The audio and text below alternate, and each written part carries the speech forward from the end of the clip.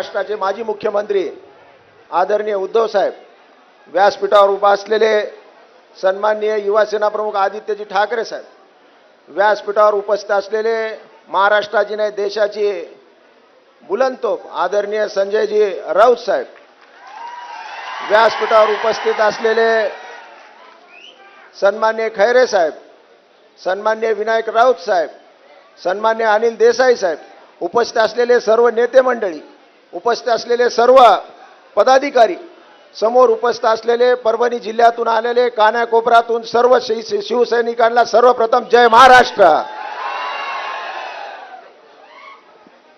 खऱ्या अर्थानं साहेब आजचा हा मेळा नव्हता तरी जाहीर सभा आहे।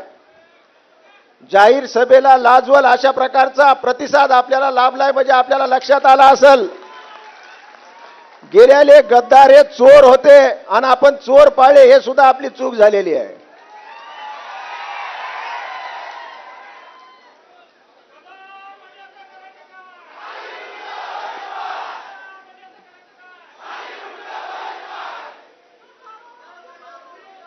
आजच्या या जाहीर सभेच्या निमित्तानं खऱ्या अर्थानं ज्यांनी गद्दारी केलेली आहे, लोक म्हणतात बंडखोर, मी म्हणतोय गद्दार आहेत। यांनी उद्धव साहेबाच्या पाठीमध्ये खंजीर खुपरण्याचं पाप कुणी केला असेल तर या 6 खासदारांनी केलेलं आहे। आणि जाता जाता काय म्हणतायत, आम्ही लोकांच्या कामासाठी गेलेलो आहोत म्हणून। अरे तुमच्या कामासाठी गेले का लोकांच्या कामासाठी गेले सगळ्याला माहिती आहे।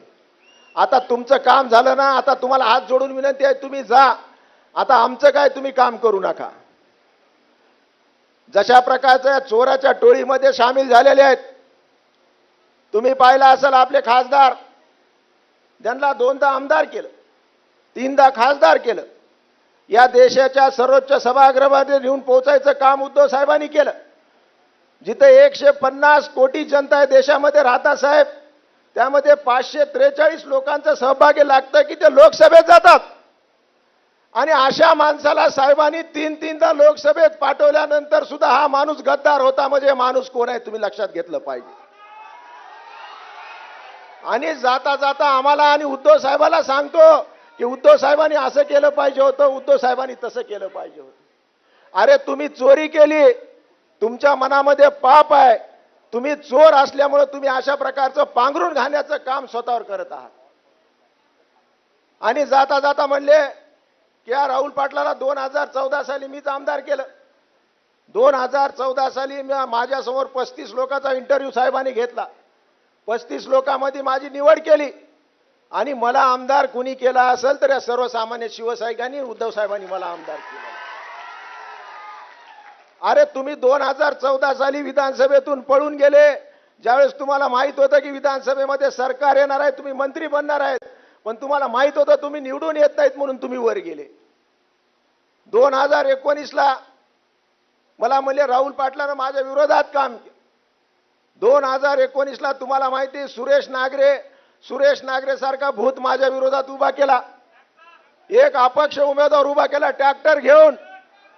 त्या ट्रॅक्टर मध्ये डिझेल टाकायचं काम कुणी केलं तुम्ही मला सांगा? डिझेल टाकायचं काम कुणी केलं? आणि त्याला पंक्चर कुणी केलं ट्रॅक्टरला?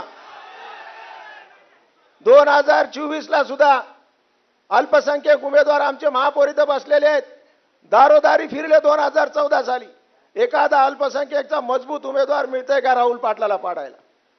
म्हणजे कोणची निवडणूक यांनी आपल्यासाठी सोपी केली नाही।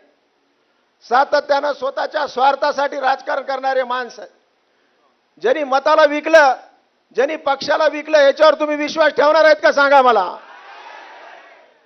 ज्यांनी पक्षाला विकलं, मताला विकलं, अरे तुम्ही केलेला मतदानाचा सुद्धा अपमान या लोकांनी केलेला आहे।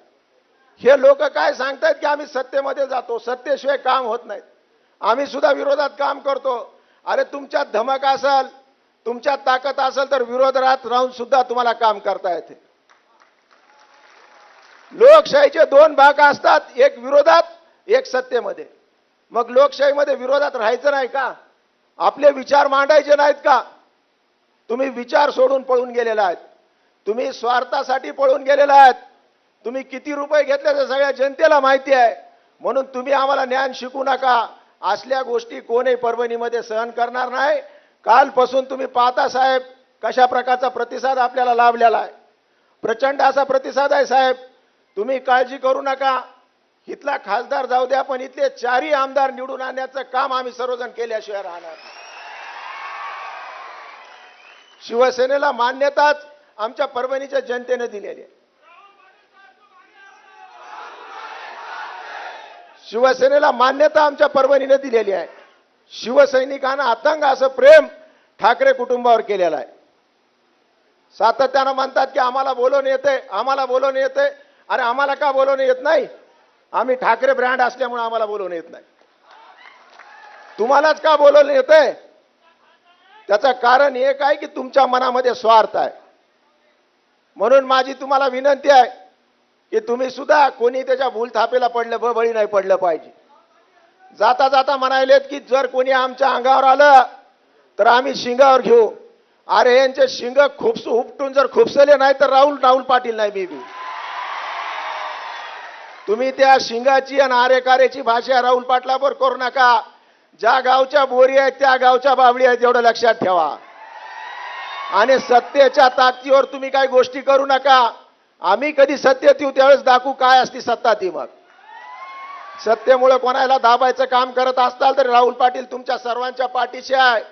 कोणाच्या अंगाला नाही, कोणाच्या केसाला सुद्धा धक्का लागणार नाही, जाहीरपणे तुम्हाला सांगतो. म्हणून ज्याला जायचं त्याला जाऊ द्या. आपण आपला पक्ष मोठा करू, आपले विचार मोठे करू. तुम्ही पाहिलं असेल केंद्र शासन किंवा राज्य शासनमध्ये हे काय विकास करणार आहेत. जे भ्रष्टाचारी आहेत तिथं मग जाऊन हे भ्रष्टाचार करणार. जिथं बेरोजगारी इतक्या मोठ्या प्रमाणावर, महिलेवर अत्याचार होते. मी परवाच एका इथल्या रिटायर्ड IAS अधिकाऱ्यावर बसलो होतो जो की इथला चीफ सेक्रेटरी राहिलेले आहेत. ते म्हणले आमदार साहेब येणाऱ्या 6 महिन्यामध्ये महाराष्ट्राची अशी परिस्थिती होईल की इथल्या नोकराला सुद्धा अधिकाऱ्याला सुद्धा पैसे द्यायला पैसे तिजोरीत नाहीत. अशा प्रकारचं महाराष्ट्र वरवडायचं काम कुणी केलं असेल तर या सरकारनं केलेलं आहे.